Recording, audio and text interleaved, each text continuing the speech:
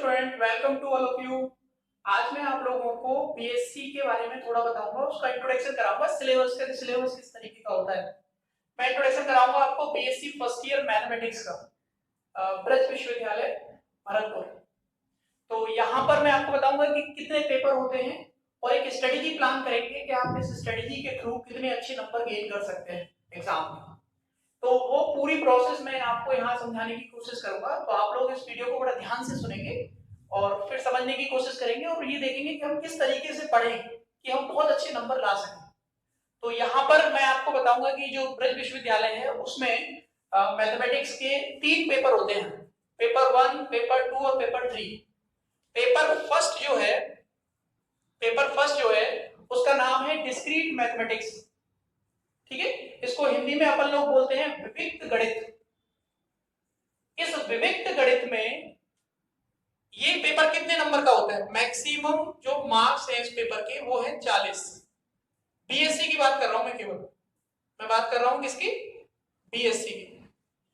BSc में ये जो पहला पेपर है ये कितने नंबर का होता है? 40 नंबर। सेम ऐसे ही सेकंड पेपर जो है वो कितने नंबर का होता है? मैक्सिमम 40। ऐसे ही थर्ड पेपर जो है वो मैक्सिमम मार्क्स होते हैं इसके 40। तो ये फर्स्ट पेपर भी 40 का है, सेकंड पेपर भी 40 का है और थर्ड पेपर भी 40 का है। यानी 40-40 नंबर के 3 पेपर होते हैं। यानी तीनों को अगर मिला दिया जाए तो 120 नंबर हो गए। और 30 नंबर का होता है प्रैक्टिकल एग्जाम। ऐसे मिला के पूरा ये 150 का यानी 150 नंबर का टोटल होता है, उसमें से आपको नंबर लाने होते हैं। ठीक है, तो जो फर्स्ट पेपर है इस पेपर का नाम जो है डिस्क्रीट मैथमेटिक्स। इसमें यूनिट होती है 5 यूनिट है इसमें। ऐसे ही जो सेकंड पेपर है इसमें भी कितनी यूनिट है? 5 यूनिट है। ऐसे ही जो थर्ड पेपर है इसमें भी कितनी यूनिट है? 5। यानी हर पेपर में 5-5 यूनिट होती है। ये 12th की तरीके से नहीं होता है। 12th में तो क्या है, एक बुक है हमारी पूरी कि साहब ये बुक है राजस्थान बोर्ड की, इसमें 16 चैप्टर है और इन्हीं में से पेपर आएगा। लेकिन यूनिवर्सिटी में क्या होता है, यूनिवर्सिटी लेवल पर टॉपिक होता है कि ये बुक है हमारी और इस बुक में आप अपनी यूनिवर्सिटी के टॉपिक देखिए कि आपकी यूनिवर्सिटी में कौन कौन सी चीजें हैं और जो जो चीजें आपकी यूनिवर्सिटी में नहीं है उनको आप छोड़ दीजिए, आप अपने सिलेबस के हिसाब से पढ़िए। तो यूनिवर्सिटी का जो सिलेबस है वो तो ब्रज विश्वविद्यालय की जो वेबसाइट है उस पर पूरा प्रॉपर पढ़ा होगा। लेकिन आप लोगों को यहाँ पे क्या समझना है कि स्ट्रेटेजी प्लान करनी है कि आप इस तरीके से अगर पढ़ाई करेंगे तो आप बहुत अच्छे नंबर एग्जाम में ला सकते हैं। तो और यू पेपर को समझना है कि पेपर किस तरीके से आता है। तो मैं फर्स्ट पेपर की बात कर रहा हूं। तो ये फर्स्ट पेपर जो है ये 5 यूनिट में डिवाइडेड है, ये मैं आपको बता दिया है। अच्छा, इसके बाद इस पूरे पेपर में आपको 40 नंबर का जो पेपर है इसमें 5 यूनिट है। ये पेपर किस तरीके से आएगा? तो पेपर आएगा 3 सेक्शन में, सेक्शन ए, सेक्शन बी और सेक्शन सी।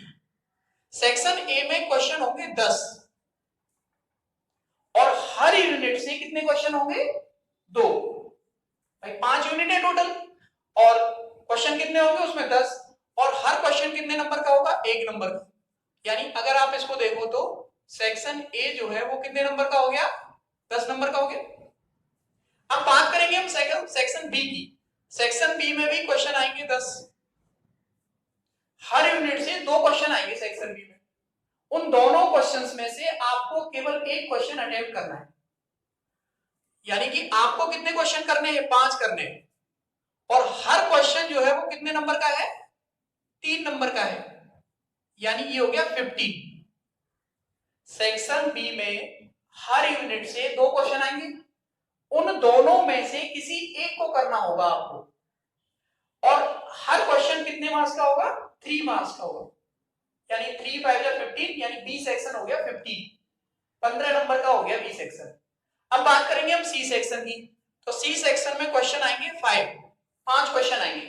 हर यूनिट से एक क्वेश्चन आएगा और आपको कितने करने हैं इसमें? 3 क्वेश्चन करने हैं। कोई से भी 3 कर दो आप। और हर क्वेश्चन कितने नंबर का है? हर क्वेश्चन है 5 नंबर का, यानी 15 नंबर का हो गया सी सेक्शन। इन तीनों को मिला दो, 15 और 15 30 और 10 40, यानी टोटल कितना हो गया? 40 नंबर। फर्स्ट पेपर में 3 सेक्शन ए बी सी।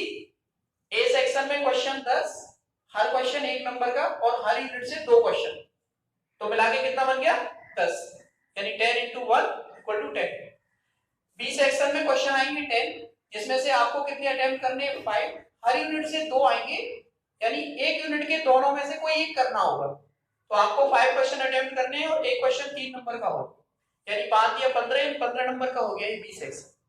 अब बात करेंगे हम सी सेक्शन की, तो सी सेक्शन में क्वेश्चन होंगे 5 और हर क्वेश्चन जो है मतलब जो 5 क्वेश्चन है वो हर यूनिट में से एक क्वेश्चन होगा।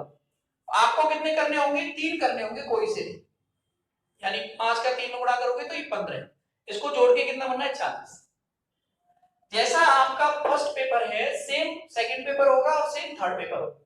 फर्स्ट पेपर का नाम है डिस्क्रीट, सेकंड पेपर का नाम है एडवांस्ड कैलकुलस। इस एडवांस कैलकुलस में 2 पार्ट हैं, ठीक है। फर्स्ट जो पार्ट है उसका नाम है डिफरेंशियल कैलकुलस, अवकलन गणित। अवकलन गणित की इसमें यूनिट है 3, जो डिफरेंशियल कैलकुलस है उसकी 3 यूनिट है।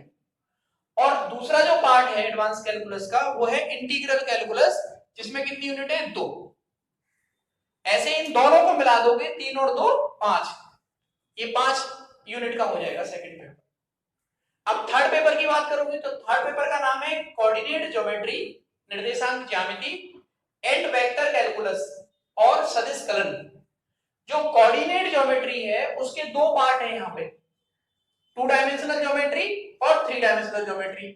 2 डायमेंशनल ज्योमेट्री की यूनिट कितनी है 1, 3 डायमेंशनल ज्योमेट्री की कितनी यूनिट है इसमें 3, और जो वेक्टर कैलकुलस है जो सदिश कलन है उसकी कितनी यूनिट है इसमें 1। यानी ये तीनों टॉपिक को मिला के कोऑर्डिनेट ज्योमेट्री के 2 हो गए, 2D 3D और वेक्टर, ये मिला के आपका 1 और 3 4 और 1 5 यूनिट का सिलेबस हो जाता है थर्ड पेपर।